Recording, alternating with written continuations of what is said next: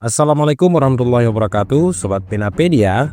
Mungkin kita pernah dengar tentang Genghis Khan yang sangat jenius dan ahli strategi dalam peperangan. Tetapi apakah kita semua tahu bahwa di balik kejayaannya ada ribuan budak yang disiksa, dipaksa kerja mati-matian dan bahkan diperlakukan lebih hina daripada hewan. Nah, di video berikut ini kita akan mempelajari bagaimana kekejaman seorang Genghis Khan terhadap para budak. Selain itu, kita juga bakalan tahu kalau menjadi budak di era Genghis Khan itu lebih buruk daripada neraka. Baiklah, langsung saja, dan inilah fakta paling mengejutkan dari apa yang dilakukan oleh seorang Genghis Khan kepada para budak-budaknya. Latar belakang Genghis Khan. Genghis Khan ini lahir dengan nama Temujin pada sekitar tahun 1162. Ia merupakan salah satu tokoh paling berpengaruh dalam sejarah di dunia ini. Dia lahir sebagai putra sulung dari Yesugei, seorang kepala suku Mongol dari klan Borjigin, dan ibunya bernama Hoelun. Masa kecil Temujin sangat menyedihkan dan juga penuh dengan perjuangan. Bayangkan saja, ketika dia baru berumur 8 tahun, ayahnya sudah meninggal karena diracun oleh musuhnya. Dan suku mereka pun meninggalkan keluarga Temujin ini dalam keadaan miskin. Nah, dalam kondisi yang sulit seperti itu, Temujin secara mengejutkan menunjukkan ketangguhan dan juga kecerdasan yang luar biasa. Dia bahkan sampai membunuh kakak tirinya untuk memperkuat posisinya di dalam keluarga. Kepribadiannya yang karismatik ini jelas membantu dirinya mendapatkan para pengikut, sehingga bisa menjalin aliansi dengan pemimpin-pemimpin di padang rumput yang kuat. Contohnya seperti Jamuka dan juga Togrel. Melalui serangkaian pertempuran dan juga aliansi strategis, Temujin pun berhasil mengalahkan musuh-musuhnya termasuk Sigu Tartar, Kerait, Naiman, dan juga Merked.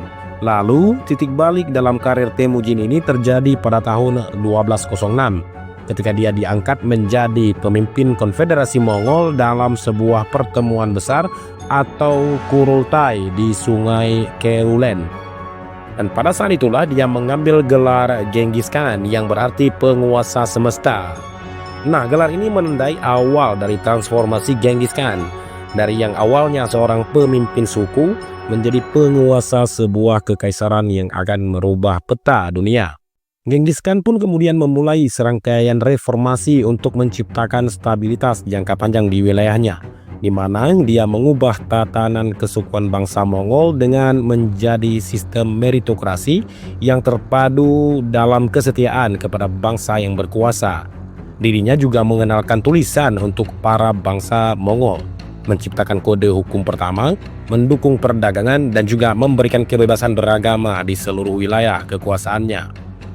Setelah mengkonsolidasi kekuasaannya di Mongol, Genghis Khan akhirnya mulai serangkaian kampanye militer yang akan memperluas wilayah kekuasaannya. Dia bahkan telah menaklukkan Xie pada tahun 1209, mengalahkan dinasti Yin di Cina pada tahun 1215, dan juga menghancurkan kekaisaran Khwarezmia di Asia Tengah pada tahun 1220.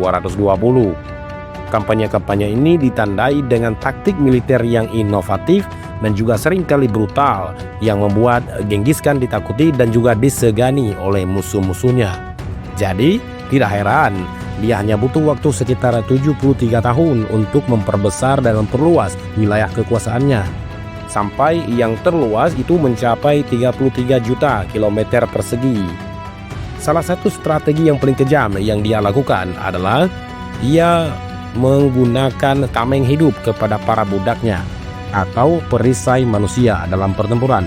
Ketika telah mengepung sebuah kota, Genghis Khan biasanya akan memaksa para tawanan untuk berjalan di depan pasukan Mongol saat itu menuju tembok kota. Nah, para tawanan ini seringkali didandani seperti prajurit Mongol untuk mengelabui para pembela di kotanya ini. Akibatnya, para pejuang kota itu terpaksa menembakkan panah ke arah tameng hidup ini yang sebenarnya adalah teman atau kerabat mereka sendiri yang sudah menjadi tawanan sebelumnya. Jadi taktik ini nggak hanya melindungi pasukan Mongol dari serangan, tapi juga melemahkan moral musuhnya dengan memaksa mereka membunuh sesama warganya. Cara yang tentunya sangat efektif sekali, bukan? Cara ini digunakan dalam perang psikologis pada saat itu. Ya, selain melindungi pasukan Mongol, taktik ini juga menciptakan teror di kalangan musuh-musuhnya. Soalnya, dengan melihat teman serta keluarga mereka digunakan sebagai perisai manusia ini, seringkali melemahkan semangat juang para pembela kota dan membuat mereka lebih mudah untuk ditaklukkan.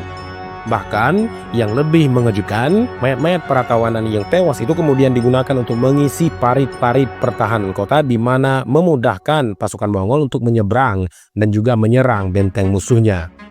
Ya, taktik kejam ini adalah salah satu alasan mengapa pasukan Mongol di bawah kepemimpinan Genghis Khan begitu ditakuti dan juga sulit sekali dikalahkan dalam pertempuran terbuka.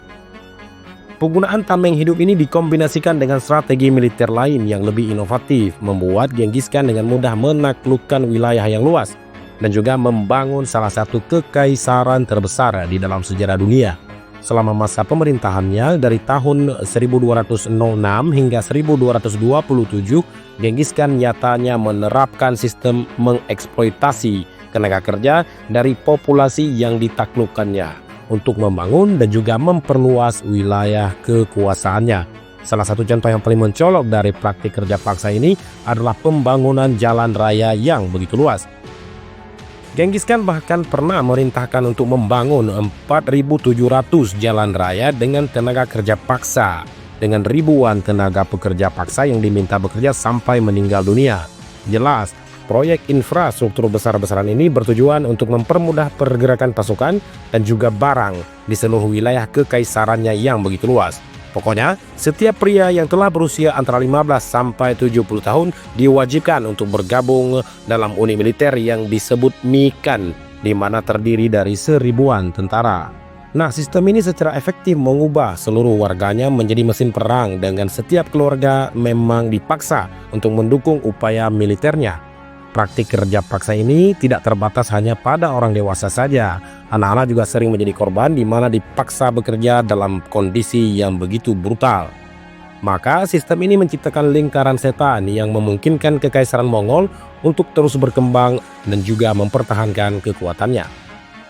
Pembantaian massal.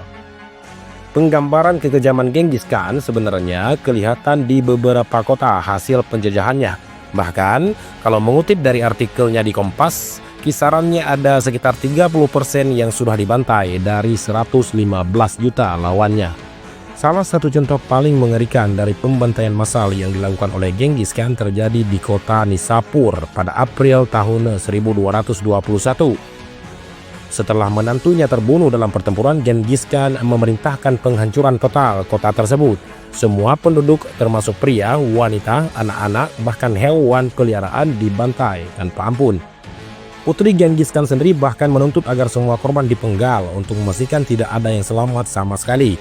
Pembantaian ini pun berlangsung selama 10 hari dengan membuat tumpukan kepala manusia yang sampai membentuk piramida raksasa. Genghis Khan juga menerapkan sistem kuota pembunuhan untuk pasukannya.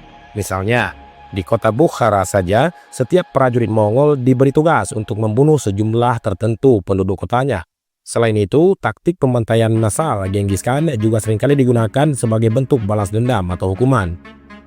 Contohnya ketika dia mengalahkan suku Tartar yang telah membunuh ayahnya, Genghis Khan memerintahkan agar semua laki-laki yang lebih tinggi dari Asroda Kereta untuk dipenggal. Puluhan ribu orang Tartar terpaksa harus tewas dalam eksekusi massal ini. Makanya orang-orang yang masih sayang dengan nyawanya tidak berani melawan dia pada saat itu. Orang-orang lebih memilih untuk tidak bersikap aneh-aneh, tetapi masih ada peluang untuk hidup. Genghis Khan juga dikenal mempunyai beberapa kebijakan yang cukup progresif terhadap perempuan dalam sejarah masyarakat Mongol, di mana dirinya juga terlibat dalam praktek eksploitasi dan juga pelecehan terhadap perempuan, terutama di wilayah-wilayah yang ditaklukkannya. Pokoknya setelah menaklukkan sebuah wilayah, pasukan Genghis Khan itu seringkali melakukan pelecehan seksual terhadap para perempuan yang setempat. Dia sendiri kabarnya punya 6 istri resmi dan juga sekitar 500 selir, serta sering sekali tidur dengan istri-istri musuh yang telah dikalahkannya. Salah satu praktik yang paling merendahkan yang dilakukannya adalah kontes kecantikan. Jadi setelah pasukannya selesai memenjarakan dan juga melecehkan penduduk setempat, maka akan dibawa perempuan-perempuan yang dianggap paling cantik di sana kepada si Genghis Khan. Nah, pemenangnya nanti akan dijadikan sebagai salah satu dari banyak istrinya. Sementara itu, perempuan yang tidak memenuhi standar kecantikan akan diberikan kepada prajuritnya untuk dianiaya, diperkosa, dan juga kemudian untuk dibuang. Nah, Sobat Penapedia, bagaimana perasaannya setelah mendengar cerita di atas? Bukankah kita harus masih bersyukur bahwa sampai sekarang kita masih bisa hidup bebas dan merdeka? Wallahul muwafiq ila aqwamit thariq. Assalamualaikum warahmatullahi wabarakatuh.